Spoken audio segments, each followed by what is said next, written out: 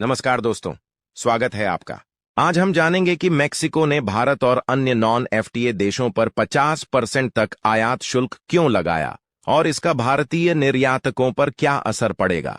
जैसा कि आप जानते हैं, इस समय दुनिया भर में ट्रेड वॉर चल रहा है। इसी के तहत मेक्सिको ने भारत और अन्य नॉन एफटीए देशों से आने वाले सामान पर 50% तक का आयात शुल्क लगाया है। इसका मुख्य उद्देश्य है अपने घरेलू उद्योगों और रोजगार को सस्ते आयात से बचाना। चूंकि भारत और मेक्सिको के बीच कोई फ्री ट्रेड एग्रीमेंट नहीं है, इसलिए भारतीय सामानों पर ज्यादा टैक्स लगाया जा रहा है। इस फैसले से मेक्सिको को सरकारी राजस्व बढ़ाने में भी मदद मिलेगी, खासकर मौजूदा आर्थिक दबाव के समय में।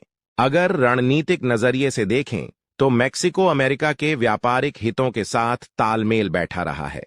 अमेरिका चाहता है कि एशियाई देशों के उत्पाद अप्रत्यक्ष रूप से मेक्सिको के जरिए उसके बाजार में न पहुंचें। कुल मिलाकर यह फैसला व्यापार असंतुलन को सुधारने, स्थानीय मैन्युफैक्चरिंग को बढ़ावा देने और अमेरिका के साथ मजबूत रिश्ते बनाए रखने की कोशिश है, भले ही मेक्सिको खुद एक विकासशील देश है। अब बात करते हैं भारत पर इसके असर की।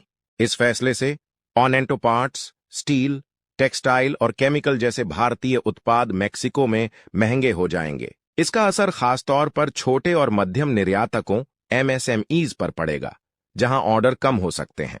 हालांकि राहत की बात यह है कि मेक्सिको भारत का प्रमुख निर्यात बाजार नहीं है, इसलिए भारतीय अर्थव्यवस्था पर इसका कुल असर सीमित ही रहेगा। तो दोस्तों, ये थी एक छोटी सी जानकारी। आपका इस पर क्या विचार है? कमेंट में जरूर बताइए। धन्यवाद।